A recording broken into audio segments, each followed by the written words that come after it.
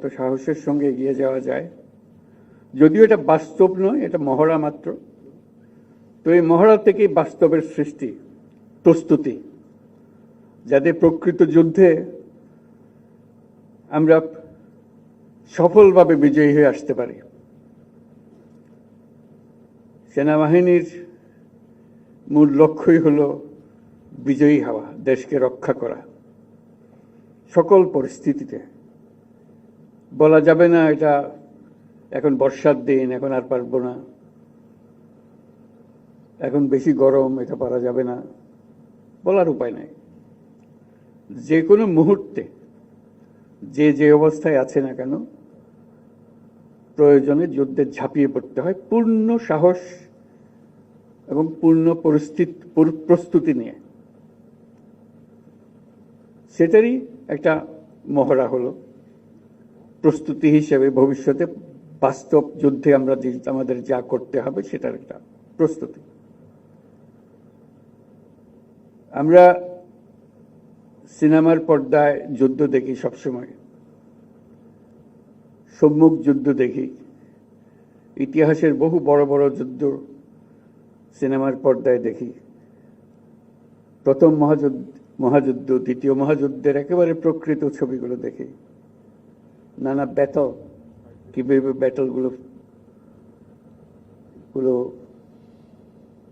যুদ্ধে তারা শত্রুর সম্মুখীন হয়েছে সেই দৃশ্য দেখি, করুণ দৃশ্য দেখি, সাহসের দৃশ্য দেখি। অনেকগুলো আমাদের স্মৃতিতে অমর হয়ে থাকে, সারা পৃথিবীর স্মৃতিতে অমর হয়ে থাকে, তাদের বীরত্বের জন্য, তাদের সাহসের জন্য। সম্পূর্ণ অসহায় অবস্থা থেকে কিভাবে পুরো জিনিসটাকে পাল্টে দিয়ে জয়কে ছিনিয়ে নিয়ে আসে, সেগুলো দৃশ্য দেখেছি। বহু ব্যাটল পৃথিবীতে বিখ্যাত হয়ে আছে। এক একটা ব্যাটল কিভাবে তারা লড়াই করেছে, কিভাবে জিতেছে, শত্রুর কাছ থেকে বিজয় ছিনিয়ে এনেছে। সবকিছুর প্রস্তুতি এভাবেই হয়। আজকে সেটা দেখে খুব ভালো লাগলো, আমাদের প্রস্তুতি, যাতে এটা ক্রমাগতভাবে আমরা প্রতি মুহূর্তের জন্য প্রস্তুত থাকতে পারি সেটার জন্য।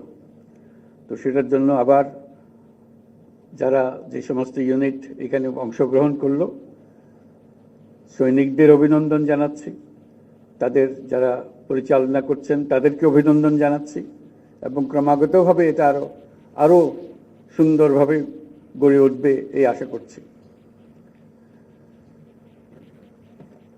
এই প্রস্তুতির মধ্যে যেটা বারে বারে আসবে সেটা হলো যে পারফেকশন। এটা সব জিনিসে, সেটা শুধু যুদ্ধের ব্যাপারে নয়, জীবনের সবকিছুতেই খাটে। খেলাধুলার যে খাটে সেটা তো প্রতিনিয়তই আমরা দেখি, যে যত বেশি খাটে, যে যত বেশি পরিশ্রম করে, প্রস্তুতি নেয়, খেলায় জেতার সম্ভাবনা তার বেশি। যুদ্ধক্ষেত্র একই ব্যাপার, প্রস্তুতি বারে বারে করতে হয়। পারফেকশন বারে বারে করলে এই পারফেকশনের দিকে যায়। সেই পারফেকশনের জন্যই আমাদের সার্বক্ষণিক প্রচেষ্টা চলতে থাকবে। এটারই একটা উদাহরণ আজকে আমরা দেখলাম।